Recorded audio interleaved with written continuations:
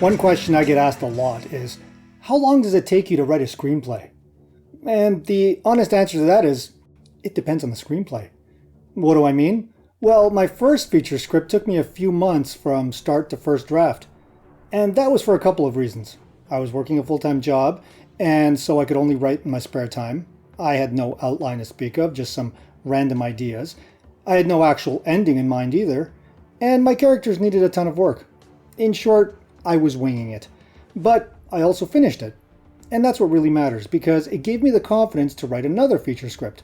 And with each one I wrote after that, my confidence and skill level only grew. Which brings me to the next most common question I get. What's the fastest you've written a script? Again, it depends on the script. On average, one page of a script translates to about 1 minute of screen time. So a 10-page script will be around 10 minutes on screen. So if we're talking about a short script, which is anything between a page and 20-ish pages, it can take anywhere between an hour to a few days to write. If we're talking about a feature, which is typically between 90 and 120 pages, think 90 minutes to 2 hours of screen time, then it can take much longer. But usually they're asking me about a feature script. And my record thus far is 10 days. From inception to a completed, properly formatted, and edited first draft.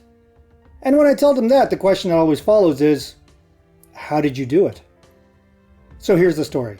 Back when I was still getting my footing as a writer, I get a call from a producer who tells me that he's heard good things about my work thanks to a referral by a friend. And he's looking for a disaster movie script. He asks if I've ever written one. I'm honest and I tell him I haven't, but that I've written action, thriller, and horror, which are pretty much the ingredients you need for a solid disaster flick. He likes the answer, and the conversation continues. He tells me that he had a writer on contract to write a movie for a distributor that he's partnered up with to capitalize on the disaster film trend at the time, and he needs it for a streaming audience. But for whatever reason, the writer fell through and he was short one script for a slate of scripts being delivered to the distributor. So I ask him about details. What kind of disaster? Volcano, flood, hurricane? What kind of film? Family friendly, adult audience, teens? What kind of setting? Big city, countryside, remote island? What kind of characters? Professions, backgrounds, skill sets, that sort of thing. He tells me it needs to be set in a small town with one male and one female lead, and that the disaster has to be a sandstorm of some kind. Otherwise, every other detail is up to me. Then I ask him the two most important details: money and schedule. Here's the kicker. There's no money up front. In fact, there's only money if the script gets picked up and the film gets made. And worse, he needs the script in 2 weeks. Now honestly, the money thing wasn't even a surprise. Whether you're a writer starting out or someone more established, people will ask you all the time to work for free.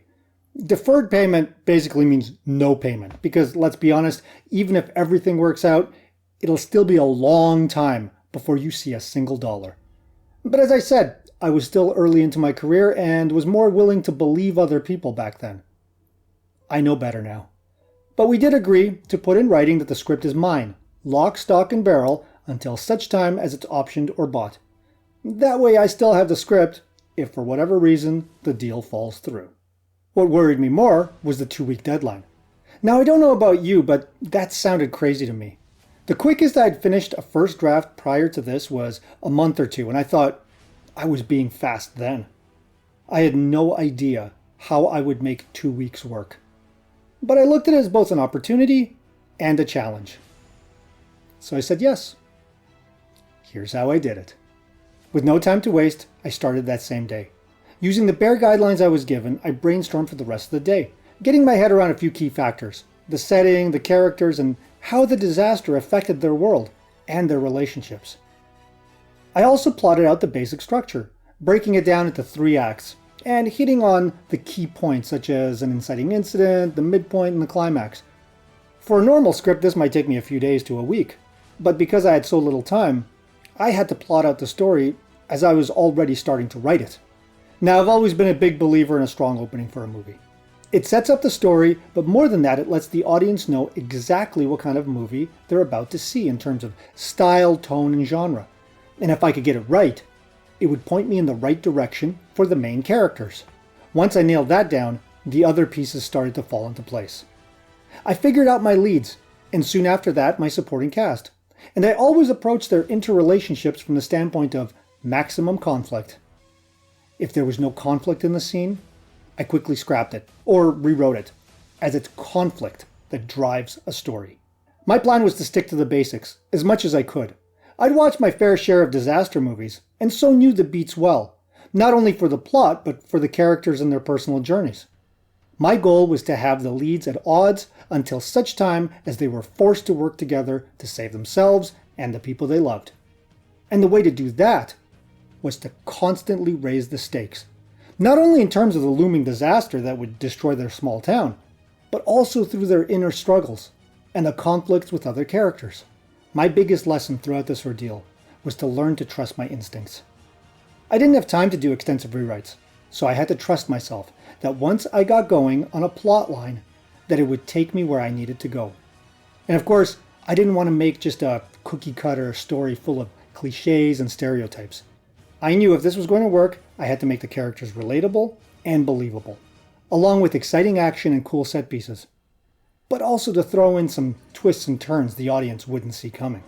I worked night and day, making the biggest headway at night when I had nothing but total peace and quiet. The downside was that I also had to take my daughter to school in the morning, and so barely got any sleep, but I pushed myself like I had never done before when it came to my writing. And so imagine my surprise when I had a ready-to-go first draft, not in 2 weeks as agreed, but in 10 days. I was utterly exhausted, but so proud of what I had accomplished. And as for the script, well, the producer took it to the distributor, and they said they liked it. Everything went well, but then a very movie world thing happened. The funding for the slate of films fell through, and the project was dead on arrival.